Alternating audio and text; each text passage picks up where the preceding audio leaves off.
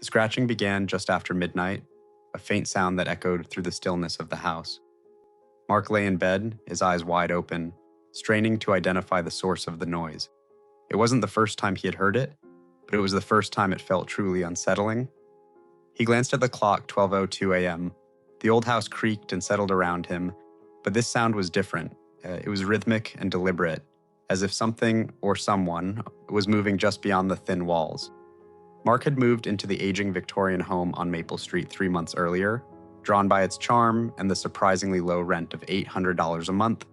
The real estate market had slowed, and this house, with its peeling paint and overgrown garden, was an odd find in the bustling town of Willow Creek. The landlord had been eager to fill the vacancy, and Mark, a freelance graphic designer, was more than ready for a fresh start after a messy breakup. At first, everything felt normal. The neighborhood was friendly. He often exchanged pleasantries with his neighbors.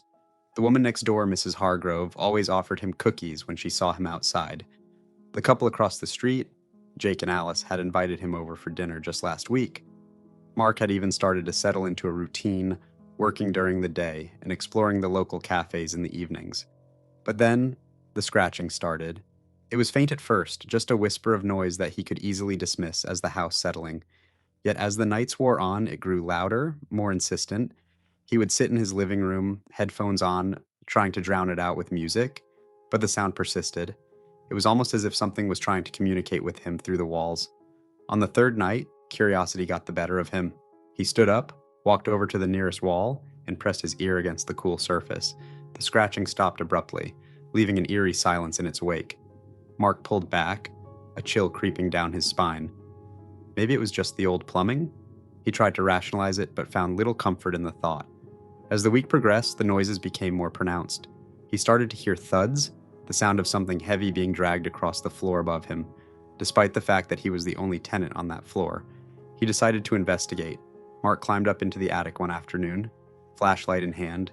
Dust motes danced in the beams of light, and he scanned the cramped space for any signs of life, or at least signs of the disturbance. He found nothing but old furniture draped in white sheets and boxes filled with forgotten memories. Just as he was about to give up, he noticed a small trapdoor in the far corner, partially hidden beneath a pile of old quilts. It was locked, the rusty padlock hanging limply, and instinctively, he felt a pit in his stomach. The following night, he decided to do some digging. He wanted to know more about the house's history and the people who lived there before him. He drove to the local library, hoping to find records in the archives. As he rifled through dusty old newspapers, he stumbled upon an article from 1985 about a family that had vanished without a trace from the very house he now occupied. It detailed how the parents had left everything behind, and despite extensive searches, no one had ever found them. Mark's heart raced. Could it be? Was this scratching tied to their disappearance? That night he lay in bed, the scratching now a constant background noise.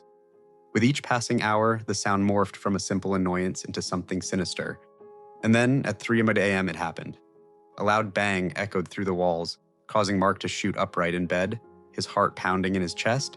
He grabbed his flashlight and crept toward the sound, drawn to the wall that separated his bedroom from the attic.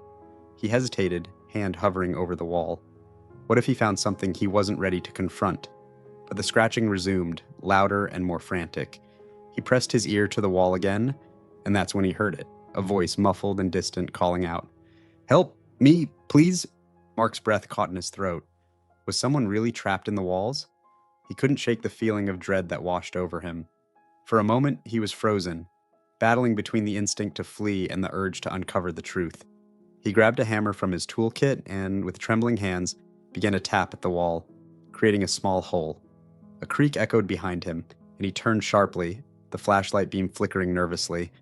But it was just the house settling, or so he told himself. He focused back on the hole, widening it until he could fit his hand through. The air was stale and musty, a thick layer of dust coating everything. He reached deep into the wall, and just as his fingers brushed against something solid, the scratching stopped. Mark pulled back, his heart racing. He could feel something watching him, lurking just out of sight. That was the moment everything changed. He tore down the rest of the wall, adrenaline coursing through him. As the debris fell away, he was met with a hidden crawl space, dark and foreboding. He shone his flashlight inside, revealing an old suitcase, dusty and worn. Mark's mind raced. Was it left by the family that had vanished? He opened it slowly, and inside found a collection of letters, all addressed to someone named Clara. The messages were frantic and desperate, detailing a life lived in fear, mentioning a hidden room and a secret that could never be revealed. "Clara, please, we can't stay here. They're watching us," one letter read. "I don't know how much longer we can hide." Mark's hands shook as he continued to read. The final letter was dated just days before the family's disappearance, and it spoke of a betrayal that led to their undoing. Suddenly, he felt a rush of air behind him, as if the very house was breathing. He turned, and in the corner of his eye, he saw a shadow dart away. Panic surged through him. He wasn't alone. He scrambled out of the crawl space, the letters forgotten as he bolted for the stairs. As he reached the bottom, the scratching resumed, but this time it was accompanied by a soft whisper. "Stay. Stay." Mark dashed outside, the night air cool against his flushed cheeks. He stumbled onto the porch, heart racing, but the house loomed behind him, dark and silent. He knew he couldn't go back inside. Not yet. The next day he called the police, explaining the scratching, the letters, the shadow. They arrived skeptical but willing to investigate. Mark led them to the attic and the hole he had made. "Sir, this is an old house. It makes noises," one officer said, but Mark insisted. They searched the crawl space, but they found nothing. No suitcase, no letters, just dust and silence. Days turned into weeks, and the scratching continued. But now it was joined by whispers that grew louder each night. Mark couldn't sleep, couldn't concentrate. He began to see things out of the corner of his eye. A figure, a fleeting shadow, always just beyond his reach. Then, one evening, he decided to confront it. He gathered his courage and went back up to the attic. The shadows stretched long in the evening light, and he took a deep breath, stepping closer to the hole he had made. "Who are you?" he called. What do you want?" Silence answered him, thick and suffocating, but then a voice, clearer this time, echoed back. "Help. Me." It was Clara's voice. Mark's heart raced as he felt drawn to the space. He could no longer deny that something was wrong, that he was being drawn into an unsolved mystery far greater than himself. He pulled out his phone, recording the moment as he addressed the walls. "If you're here, show me. Show me the truth." As if in response, the scratching grew louder, frantic, and he could hear the voice again, begging for help. Without thinking, he began to knock down more of the wall, determined to uncover whatever lay hidden within. And then it happened again, a loud bang, but this time it sounded like it was coming from within the house itself, rattling the very walls around him. Mark stumbled back, terror gripping him. The whispers turned into a cacophony, calling out for him, pleading. He ran down the stairs, feeling the weight of the house pressing in on him, as if it were alive and angry. Frantic, he called out for help again, but this time there was no response. The house was silent, as if it had swallowed the secrets whole. Days passed, and Mark was on edge. He reached out to the landlord, who seemed unconcerned, simply reiterating that the house was old. He even suggested that Mark might just need to get used to its quirks. But Mark knew better. One night, after yet another sleepless evening, he decided to end the nightmare. He would leave and never look back. He packed his things, shoving clothes and essentials into boxes. As he did, he couldn't shake the feeling that he was being watched. Just as he was about to leave, he heard it again. The scratching, louder than ever. He stood frozen in place. This time it felt urgent, desperate. It was as if the house itself was pleading with him to stay, to uncover the truth. Mark hesitated, torn between fear and an undeniable pull to understand.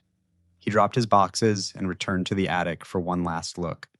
The trapdoor loomed in front of him, the whispers now echoing in his mind, urging him to discover what lay beneath. With trembling hands, he reached for the padlock, and to his surprise, it gave way easily, as if waiting for him all along. He opened the door, revealing a narrow staircase that spiraled down into darkness. "Help. Please." This was it. Mark took a deep breath, gathered his courage, and descended into the unknown. The air grew colder with each step, and the whispers intensified, swirling around him like a dark cloud.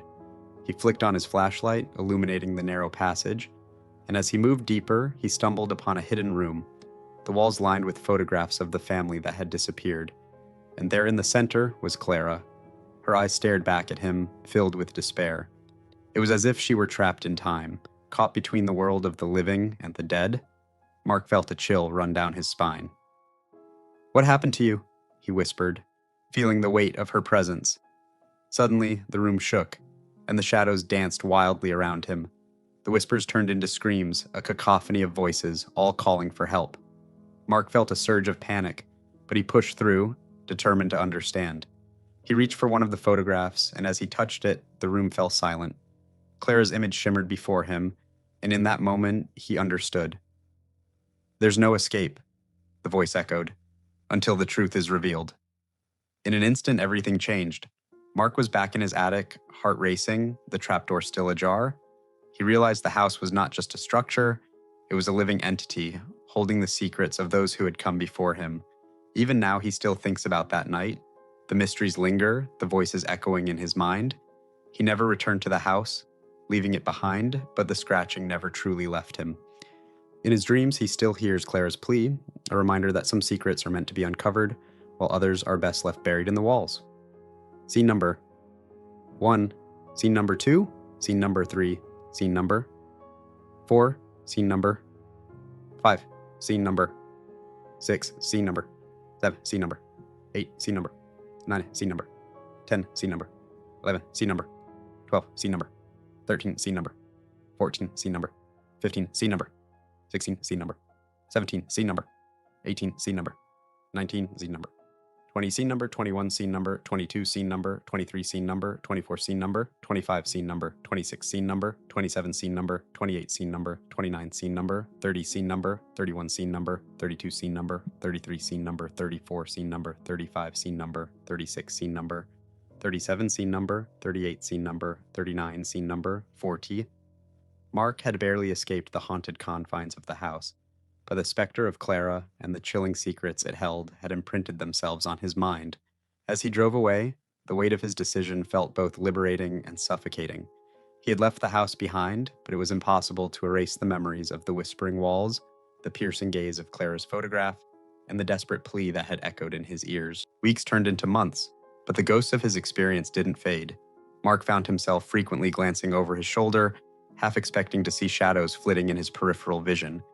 He struggled to concentrate on his work, haunted by the question of what truly happened to Clara and her family. The allure of the mystery pulled at him, and he started to dig deeper into the past of the house, scouring online archives and connecting with local historians. Every piece of information he uncovered seemed to reinforce the belief that the family hadn't just vanished, they had been silenced. One evening, while searching through an online forum dedicated to haunted locations, he stumbled upon a thread discussing the very house he had lived in. The posts were filled with stories from those who claimed to have encountered strange phenomena, but one particular post caught his attention. It was from a woman named Lila, who mentioned a hidden diary belonging to Clara. According to her, it was rumored to be stashed away in a place only someone familiar with the house would know. Mark's heart raced as he read her account. She described how the diary contained Clara's thoughts and fears, revealing the truth behind the family's disappearance. Determined to find this diary, Mark reached out to Lila, explaining his connection to the house. To his surprise, she responded quickly, sharing that she had also felt the pull of the house's dark history. They agreed to meet in Willow Creek, and Mark felt a flicker of hope. Perhaps together, they could uncover the truth that had evaded him for so long. When they met, Lila was everything he expected, a passionate historian with an insatiable curiosity. She spoke animatedly about the family and the events leading up to their disappearance, her eyes sparkling with excitement as she revealed her theories. "I believe Clara was trying to expose something dangerous," she said, her voice barely above a whisper, as if the very walls could hear them. "The letters you found were only part of it. If we can find the diary, we might uncover what truly happened."